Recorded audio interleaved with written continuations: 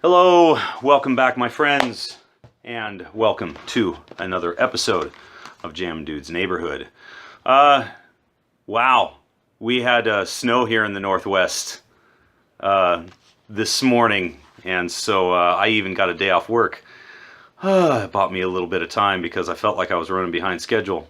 And what a great Super Bowl, even though I know, as a Seahawks fan, a lot of Seattle area people, they really dislike Tom Brady and the Patriots. You know what? I didn't have any skin in the game. I just wanted to see a great game, and I saw one of the best Super Bowls I've ever seen in my whole life.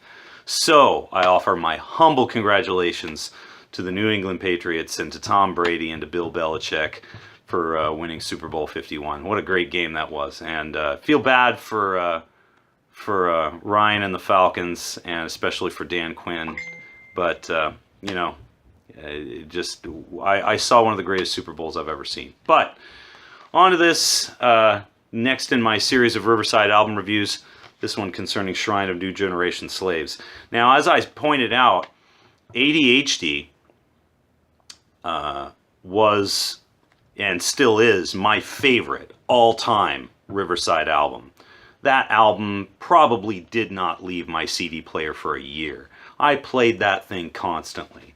So when I heard that this was coming out, I was just super excited. I have to say, this one took me a little bit. This was a grower. This was a grower, because when I first got this one, of course, the first single that came out was "Celebrity Touch." That's the first one I remember hearing when I remember when it came out on SoundCloud.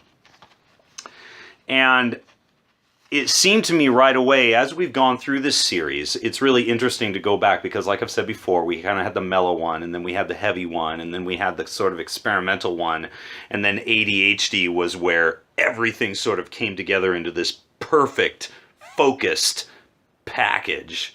And with even just some splashes of new growth and extra color along the way. And that just seemed to be where everything coalesced. Now, with Shrine of New Generation Slaves, there was a lot of classic rock, I feel going on this, especially on that Celebrity Touch.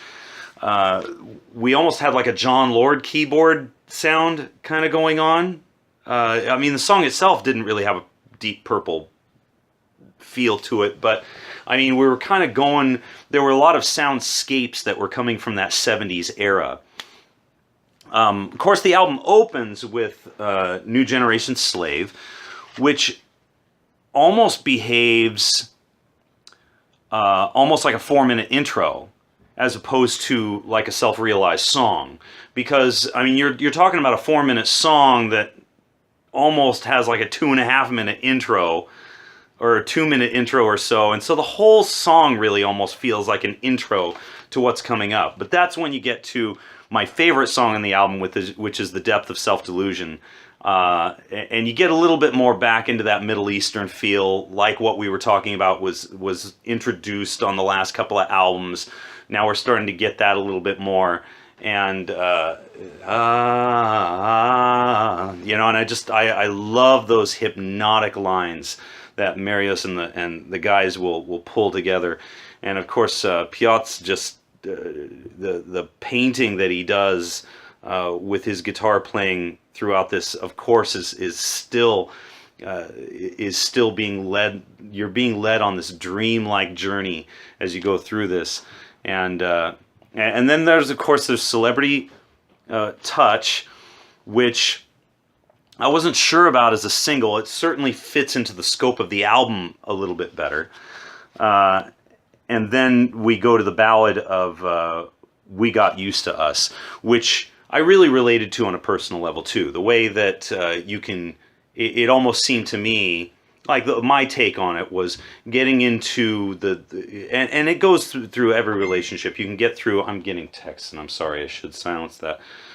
You get into that section of the relationship where we're here now and we've gotten used to this, and I don't know if I like being used to the routine, and we want to try and get back to what we were all about at first. That was my take on it anyway, but very nice ballad. And then Feel Like Falling. That's probably that's right up there with my favorites on this album too. Yeah, I had to look at the lyric sheet. I remember when I first heard this, because it sounds like he says, I could be falling forever. No, I could be foreign forever. And with when you hear him sing it, it sounds like it'd be falling, but it's foreign. But there's some neat lyrics about, again, the non-conformity aspect and how society puts all these pressures on us. And the soundscaping that's going on in this album is so different from the more concise, direct approach of ADHD. This album is, and I don't mean this in a bad way, but it's a little bit more meandering. You're kind of floating along with this album. And in that way, the mood of it kind of almost harkens back to the first one, Out of Myself. And I think a lot of people said that when it came out. I seem to remember hearing that. And then when we get to the couple of epics that kind of ended out, Deprived, which I absolutely love, in the saxophone section, especially of Deprived. I love that. I love that section in particular, and then getting to Escalator Shrine, which I have to, as a 12-minute piece to end the album. I don't know. I mean, of the two epics, I certainly prefer myself. I prefer Deprived, and but at the same time as I say that I preferred the more direct approach of ADHD, I have to say that what we're getting into now with Shrine of New Generation Slaves, and what I'm about to do with Memories in My Head, and getting into the new one of Fear, Love, and Time Machine, we're starting. You could see that the band was certainly going for a more almost new age prog rock approach to their music. And even though I haven't even had a chance to listen to the brand new album yet, but I will be spending some extra time focusing on it for the upcoming review, it's, that they were experimenting with more atmosphere, soundscapes, almost meditative type of music to be enjoyed almost in a meditative type of atmosphere.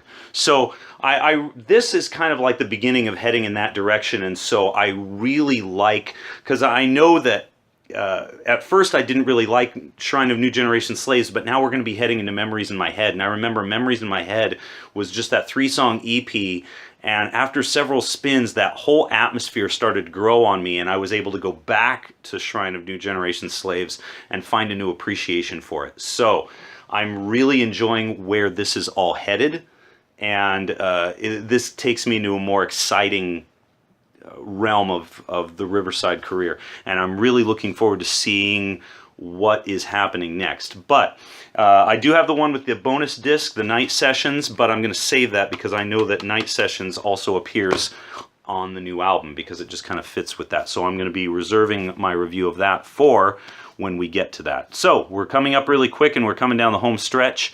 I really appreciate you guys hanging out with me, and I would love to hear what you think of Shrine of New Generation Slaves, and what were your initial thoughts, and has it grown on you?